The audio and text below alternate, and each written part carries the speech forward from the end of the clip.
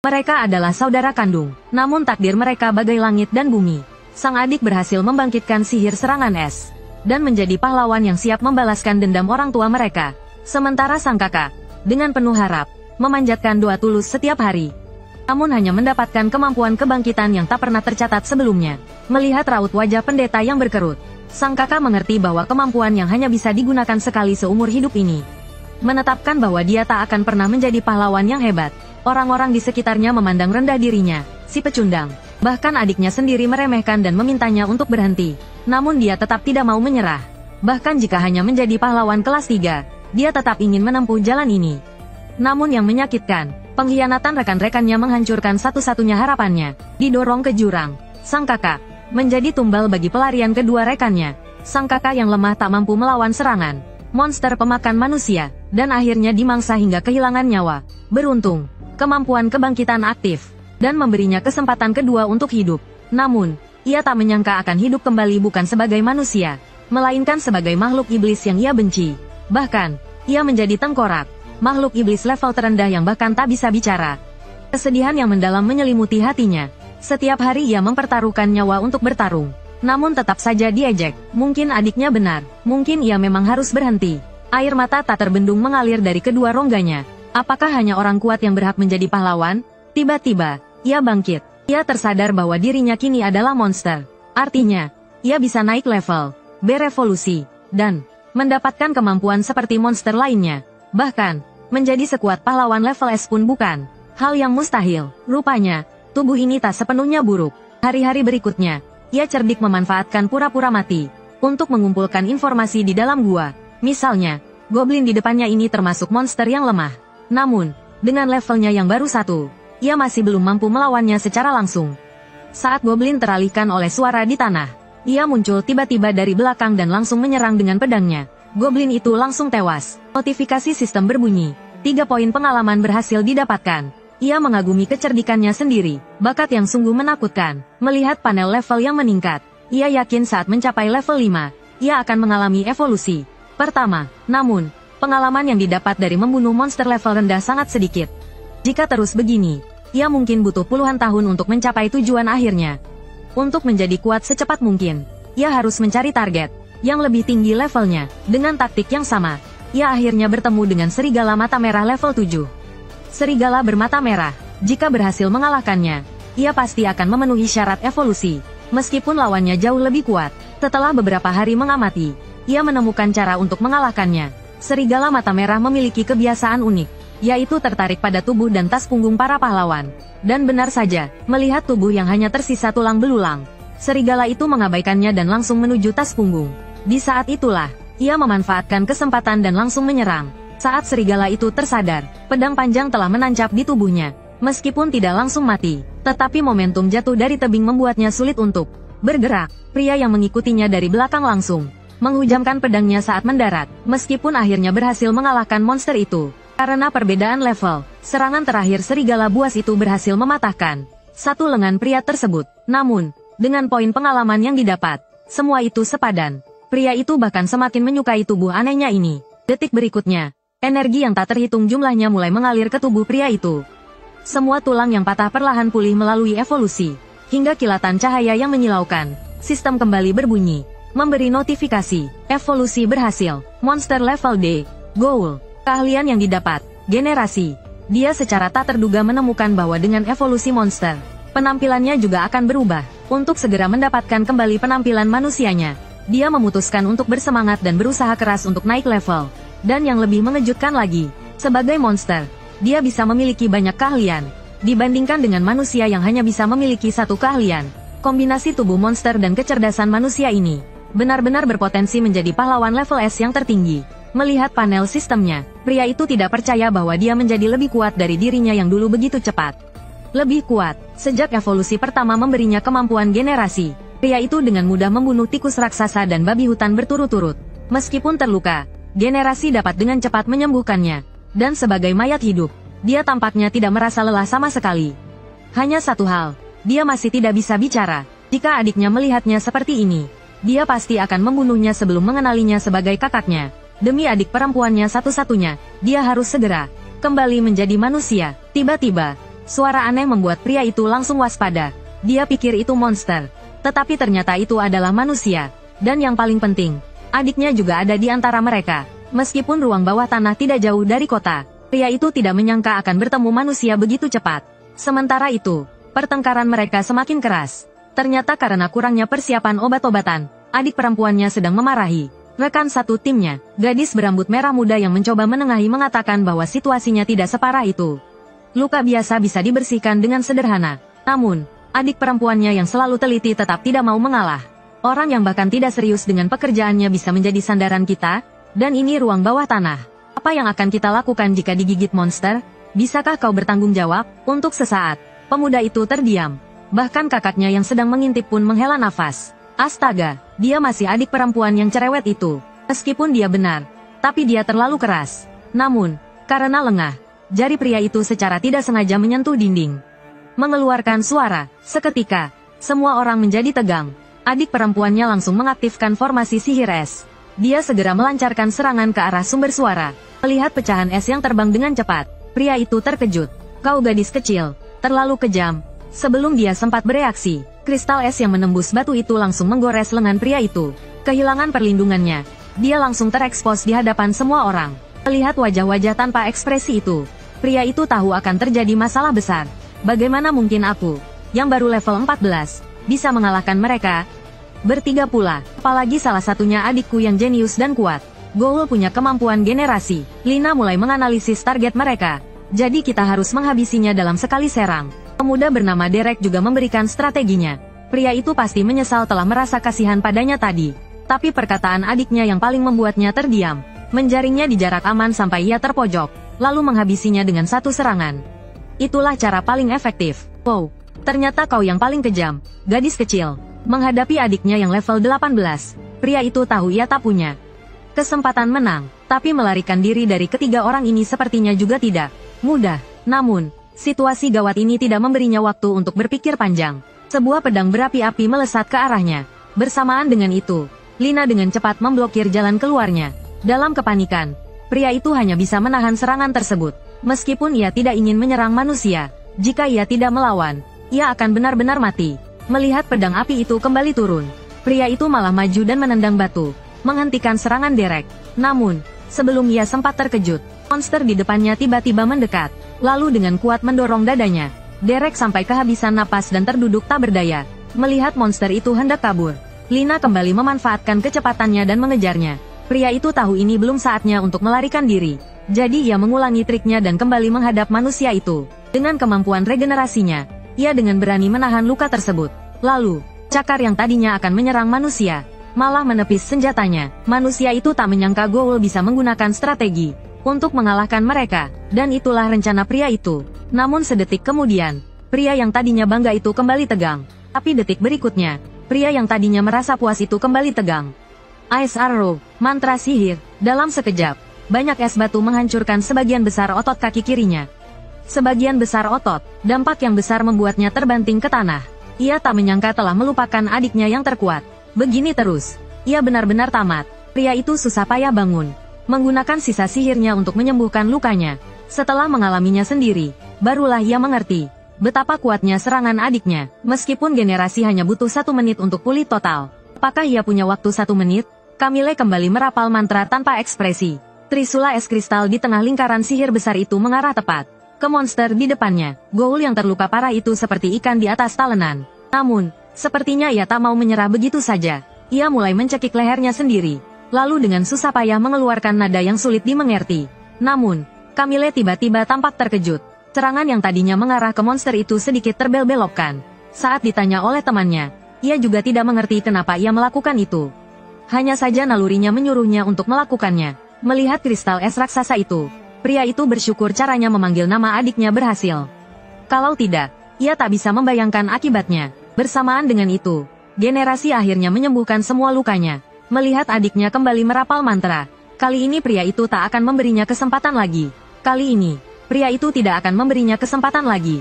Dengan sigap, ia menjulurkan cakar tajamnya dan menerjang ke arahnya. Sang adik perempuan sangat terkejut hingga mantranya terhenti. Namun, serangan yang diantisipasi tidak terjadi. Sebaliknya, ia melihat pemakan buku berbalik dan lari ke dalam kegelapan. Hal ini membuat Camille semakin bingung. Apakah itu tipuan atau ada alasan lain? Yang lebih aneh lagi, mengapa ia seperti mendengar panggilan kakaknya barusan? Padahal itu memang pemakan buku yang berevolusi dari mayat hidup. Semoga ia salah dengar. Namun, sang kakak yang berhasil selamat masih merasa ketakutan. Sepertinya selain mencari monster, ia juga harus menghindari manusia. Saat pria itu hendak pergi menjauh dari mereka, ia tiba-tiba terkejut. Ternyata adik perempuannya dan rombongannya menuju ke bagian terdalam ruang bawah tanah. Padahal, manusia tidak bisa berlama-lama di ruang bawah tanah. Karena sihir kegelapan yang pekat di sini akan terus menggerogoti manusia. Oleh karena itu, manusia biasanya tidak akan pergi ke bagian terdalam. Tanpa persiapan yang matang, pria itu tahu betul bahaya di dalamnya. Namun, jika ia ditemukan lagi, ia pasti akan mati. Maka, pria itu hanya bisa mengikuti mereka dari kejauhan. Namun tak lama kemudian, mereka tiba-tiba berhenti. Munculnya mayat seorang prajurit menandakan bahaya sudah dekat dengan mereka. Namun, hal ini tidak menghentikan tekad Camille untuk melanjutkan.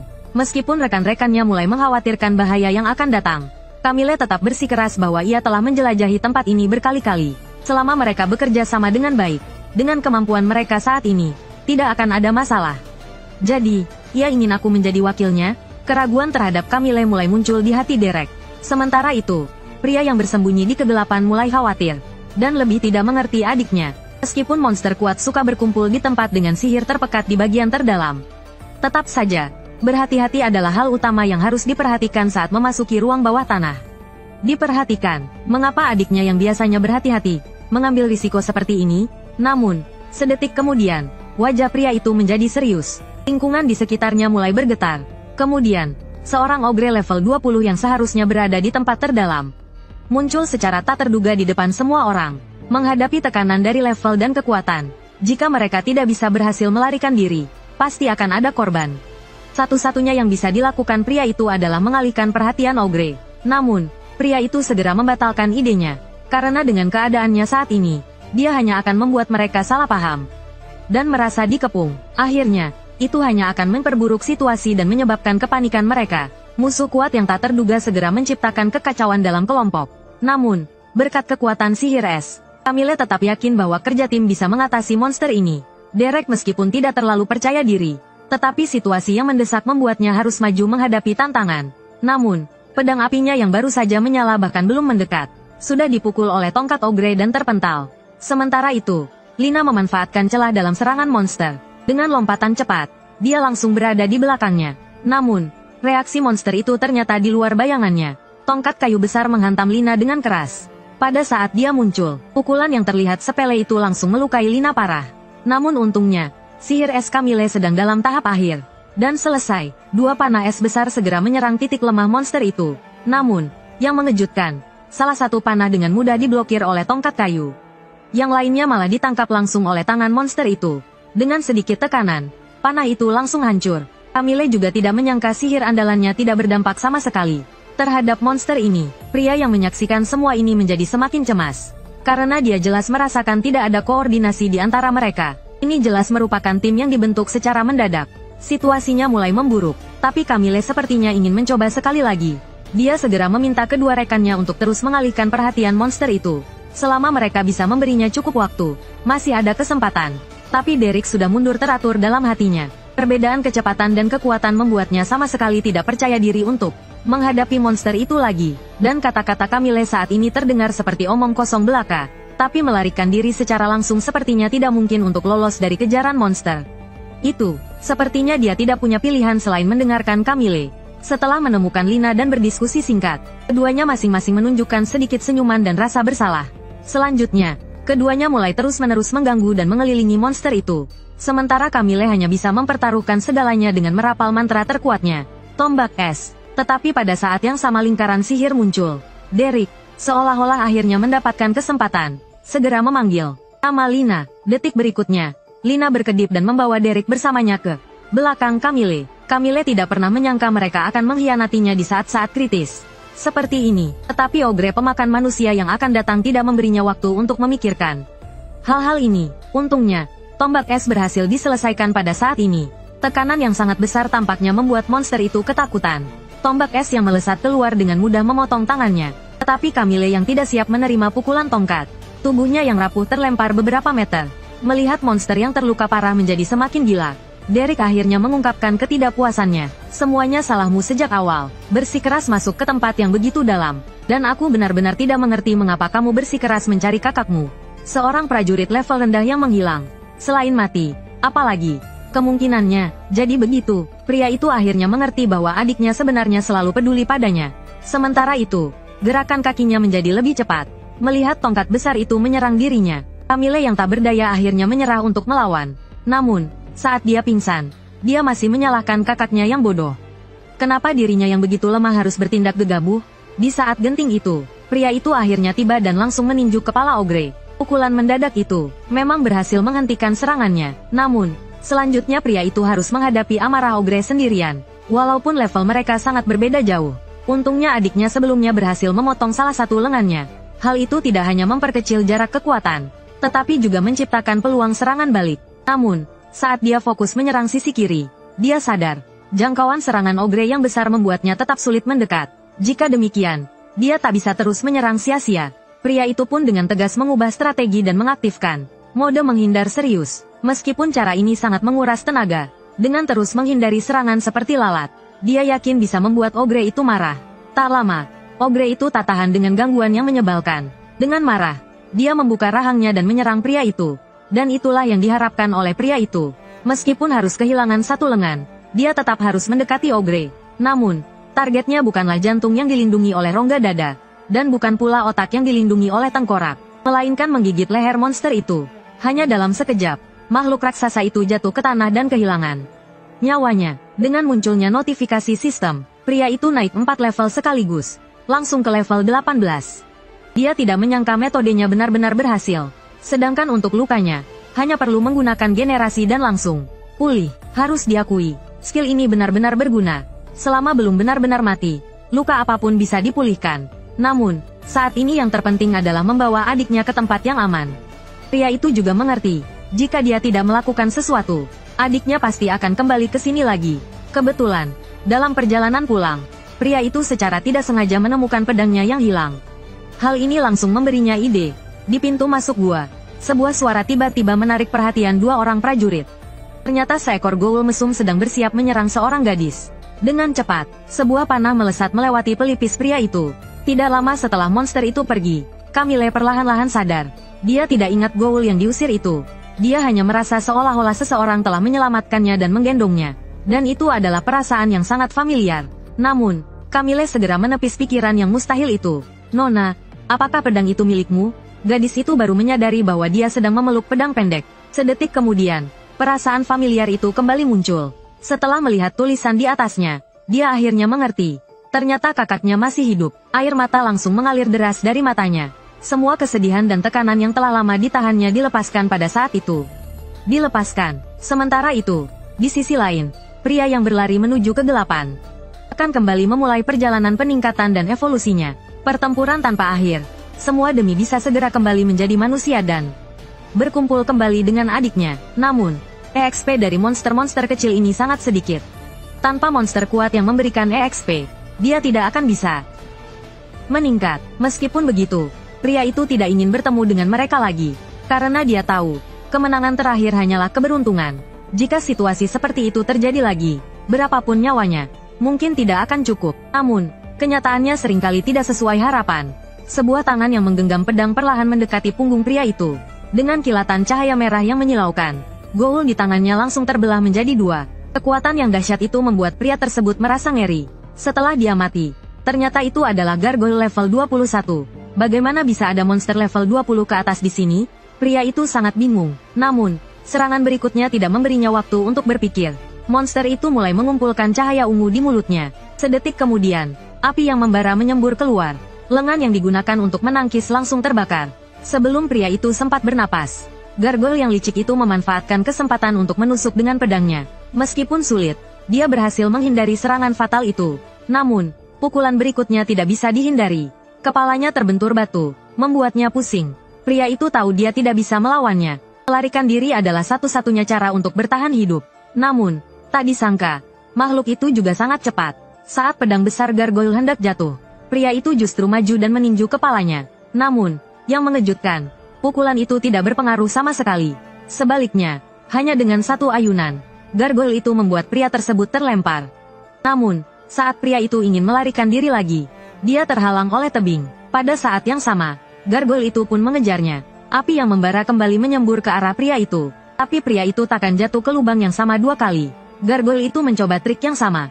Namun ia mendapati pria itu telah menghilang dari tempatnya semula. Ternyata, pria itu bersembunyi di tebing di bawah jurang, menunggu momen gargoyle itu terbang turun. Dari ketinggian ribuan meter, bahkan tubuh terkuat pun takkan tahan terhadap benturan seperti itu. Apalagi ia hanyalah monster yang terbuat dari batu. Mendapatkan 108 poin pengalaman. Level meningkat ke level 20. Luar biasa. Pria itu berhasil mengalahkan monster dengan level lebih tinggi lagi. Monster, harus diakui, ia punya banyak akal. Dan akhirnya, tiba saat yang dinantikan pria itu. Seiring bunyi notifikasi sistem, cahaya hijau menyilaukan menyelimuti seluruh tubuhnya. Perlahan, kulitnya mulai retak dan mengelupas. Daging dan ototnya mulai tumbuh. Evolusi kali ini tampaknya lebih menyeluruh, dan membuat pria itu merasakan sakit yang luar biasa. Goa'uld berevolusi, menjadi shapeshifter. Melihat bayangannya di air, pria itu sangat senang karena ia tampak memiliki tubuh manusia. Tapi apa-apaan topeng ini, kenapa tidak bisa dilepas? Ternyata, ini adalah monster Undead, yang meniru bentuk manusia untuk menyerang. Konon, siapapun yang melihat wajah aslinya tidak akan pernah kembali hidup-hidup. Monster ini jauh lebih menakutkan daripada Goa'uld. Hal itu tak perlu diragukan lagi, karena dari atribut panelnya saja, terlihat jauh lebih kuat daripada Goa'uld. Jauh lebih kuat. Mengenai skill baru yang disebut penyamaran, pria itu tak sabar untuk merasakan kembali menjadi manusia. Menjadi manusia. Detik berikutnya, topeng di wajahnya melayang. Seiring cahaya di tubuhnya memudar, permukaan air yang jernih benar-benar memantulkan wajahnya yang dulu.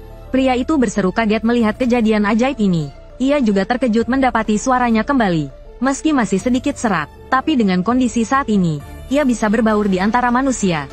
Namun, ia segera menemukan masalah baru, yaitu mempertahankan penyamaran terus-menerus menguras mananya. Jika mananya habis, penyamaran juga akan hilang. Namun, dengan terus naik level, durasi penyamaran akan terus meningkat. Hal ini membuat pria itu semakin menantikan evolusinya berikutnya.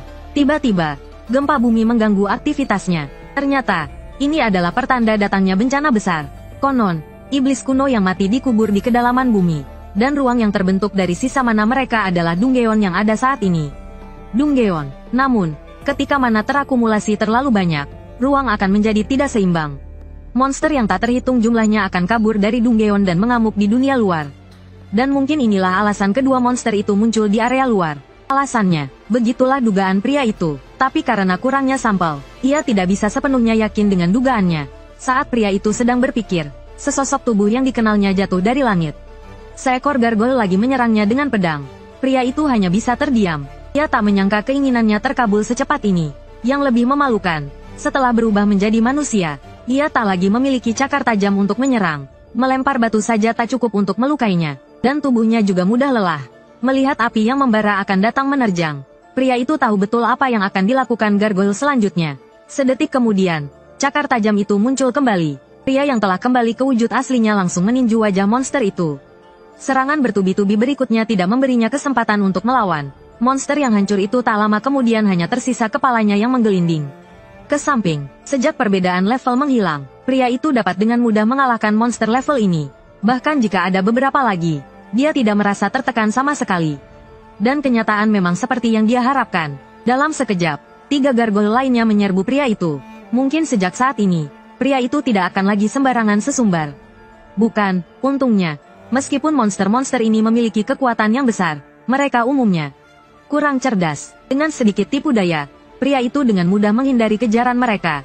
Namun, monster kelas C ini terus-menerus muncul di daerah pinggiran yang awalnya aman. Ini cukup membuktikan bahwa bencana besar memang akan datang. Jika dibiarkan, siapa yang tahu berapa banyak masalah yang akan ditimbulkan di masa depan. Pada saat itu, sebuah suara tiba-tiba membuat pria itu waspada. Dia menjadi waspada, karena dia tahu betul itu adalah suara langkah kaki manusia. Ternyata kelompok ini juga mengalami gempa bumi dan serangan gargoyle tadi. Hanya saja, mengenai apakah mereka harus turun tangan untuk mengatasi ancaman tersebut. Terjadi perselisihan di dalam kelompok. Frank, pemimpin kelompok, mengatakan bahwa mereka harus memberantas masalah ini sebelum bencana menjadi tidak terkendali. Namun, Girat tidak ingin kelompoknya mengambil risiko. Munculnya bencana besar membuat situasi di ruang bawah tanah menjadi rumit. Menantang penguasa tanpa informasi yang valid terlalu gegabah. Tentu saja, Frank juga tidak suka memaksa orang lain. Dia hanya bercanda. Lalu kenapa? Aku yakin kau pasti menyukai sihir penguasa yang berharga itu. Namun, dalam hatinya dia tahu bahwa jika bencana besar memburuk, bukan hanya kota yang akan hancur, yang lebih penting, banyak keluarga akan menderita karenanya. Dan suara persetujuan Shirley adalah karena dia telah mengalami tragedi ini secara langsung. Tragedi ini, tapi, bukankah melindungi rakyat dan menerima tantangan adalah tugas kita sebagai petualang? Tugas kita, Frank masih ingin membujuknya, tetapi Girat tiba-tiba menatap tajam, dan tanpa ragu menembakkan panah di tangannya. Ternyata Girat, yang memiliki mata Artemis, dengan tajam melihat pria yang bersembunyi di balik batu itu. Hanya saja, panah barusan tidak mengenai sasaran. Diperingatkan, pria itu tahu bahwa jika dia tidak muncul, dia mungkin benar-benar akan dihabisi. Sedetik kemudian, pria itu menyamar sebagai manusia dan berjalan keluar, mengaku dirinya juga seorang petualang, dan bersembunyi karena takut bertemu perampok. Melihat itu manusia, Frank segera meminta maaf atas tindakan rekan satu timnya. Meminta maaf, namun, Girat tetap waspada, karena dia merasakan aura mencekam dari pria itu. Dan pria ini tampaknya terlalu waspada terhadap orang-orang di sekitarnya. Frank juga memperhatikan hal ini. Pakaiannya compang camping, tetapi tidak ada satu goresan pun. Setidaknya, dia bukan petualang biasa. Perasaan aneh terus menghantui mereka berdua. Suasana aneh itu juga membuat pria itu khawatir. Jika mereka bertanya terlalu banyak, dia pasti akan ketahuan. Apa yang harus dia lakukan? Apakah dia harus terus berpura-pura atau menyerang lebih dulu? Untungnya, berkat Shirley yang polos, kebuntuan antara kedua belah pihak akhirnya pecah. Tidak hanya Girat yang terkejut, pria itu pun bingung dengan gadis yang ceroboh ini. Bagaimana mungkin dia begitu lengah? Namun, ini memberi pria itu kesempatan untuk melarikan diri. Ia berpura-pura ketakutan dan lari ke dalam gua. Lebih dalam lagi, Frank pun menghentikan Girat yang hendak menembak. Meskipun pria itu mencurigakan, dia tidak melukai kita sama sekali. Lalu, apa yang harus mereka lakukan selanjutnya? Pendapat Girat mengejutkan Frank. Meskipun ia mengatakan menantang Raja Iblis secara gegabah itu bodoh, Girat akhirnya memilih untuk pergi ke ruang bawah tanah bersama mereka. Lagi pula aku menyerang dari belakang. Jika ada yang salah, aku akan langsung kabur. Kata-kata terakhirnya mungkin menunjukkan sedikit penolakannya. Bagaimanapun, mereka adalah tim terkuat di guild. Pria itu juga mencoba meyakinkan dirinya sendiri dengan pemikiran yang sama. Dia juga tidak setuju mereka menantang Raja Iblis tanpa persiapan. Tapi bisakah dia membujuk mereka? Mungkin mereka malah akan berkelahi. Dan yang terburuk, dia tidak bisa menggunakan kekuatan monsternya dalam wujud manusia. Pergi ke sana mungkin hanya akan merepotkan mereka dan mengungkapkan identitasnya. Pria yang bingung itu terus mencoba meyakinkan dirinya untuk tidak pergi. Tetapi ada suara di hatinya yang membantahnya. Mengapa bersikeras menjadi pahlawan meskipun tidak berbakat? Mengapa tidak menyerah meski diejek dan dihina? Mengapa orang lain mempertaruhkan nyawa mereka dengan berani?